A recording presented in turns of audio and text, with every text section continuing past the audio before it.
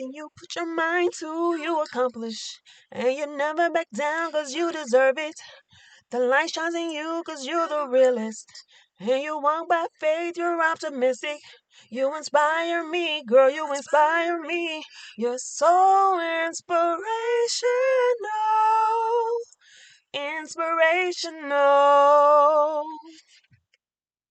Welcome back to Your Inspirational. I have Miss Estralida Woodruff Hunter here with me today, an author, and she is clean. How many years? 7 years. 7 years clean from drugs. So she's going to tell us a little bit about her book, but we're going to start with where she's from. So where are you from? I am from Birmingham, Alabama. I'm from the Inslee area. Okay, so how long you been here in Birmingham? I've been here all my life. Okay. Yeah, so I have moved and lived other places just for a short period of time, but this is my home, Birmingham. Okay, and so how did you get into writing then? I started off from being in the streets when I was on drugs. Okay. And I was on drugs for 20 plus years. Okay. And the things that I saw going on, I wanted to, someone to know what I was going through and how to get out of it. Okay, and so do you talk to other women, helping them to Yes. come? Okay. And I talk to people, but I first tell them that there's nothing you can do to get off drugs. What you have to do is you have to let God take control. Mm-hmm. Once God take control of your life, then things will change for you. So a lot of people don't even believe that God can, do things like bring them out, deliver them. So how did you know that it was God that brought you out? Because I knew it was a better way. My thing is, I was a backslider before. But once I backslid, it's like the Bible say, each demon will bring on 7 more. So things got worse for me.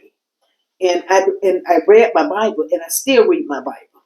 So that's why I want people to read the Bible, then they would know God is real. So you're not going to know without reading the Bible. Okay. And so you were raised in the church. Now, what type of church were you in, like the denomination? Baptist. Okay. And to me, that's just a word, but it's just God. Yeah. Yeah. And so what was your upbringing like with being raised as a Baptist member? Well, we was raised with my mom and grandma and my dad in our lives.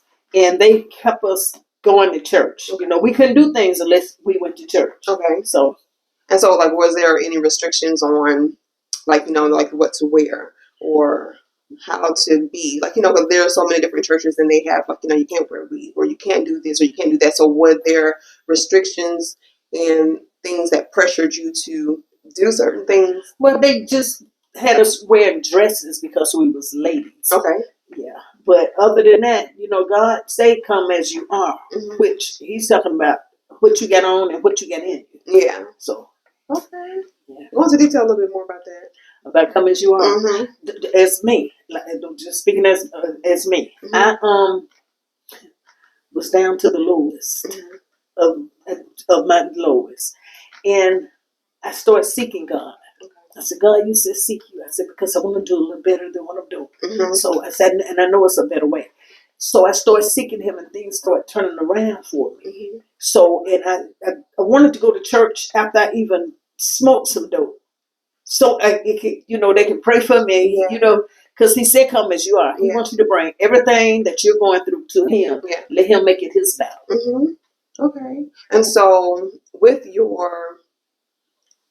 addiction and you coming out, now what are your plans and your goals with this? Well, this is to help someone. It's somebody out there right now don't know what to do to get off drugs, and not only to get off drugs, but to have a relationship with God. And that's what I want them to do. Is to first have a relationship with God. You have to fall in love with God first, then you'll fall in love with yourself. See, falling in love with yourself, you're gonna do what you want to do. So I say fall in love with God. That's what I did. Then I started caring about myself because I didn't care. Yeah, I didn't care what I was doing, as long as I was getting high. I had a one-track mind. Yeah. And so, what is your next goal? After this, after the 12 of God leave me. I'm just sitting back, taking them one day at a time. I'm not trying to get too much in and miss what God got for me. I'm just waiting on him to send me. Where he send me, I'm going. Yeah, and you got other interviews coming up, so talk about that. Well, I got, I had 2 book signings. And the second book signing was the first time I did speak. Okay, and so from there, I'm going to speak at Mount Area Baptist Church the last Sunday in this month. And I got some more book signings coming up. One will be at Barnes and Noble, but it'll be in January. Okay. And I have another interview that's coming up real soon. My next interview will be something out of nothing, and that is good because that's what God did to me. Yes, ma'am. He made something out of nothing. Yes, ma'am. And what I thought I was nothing.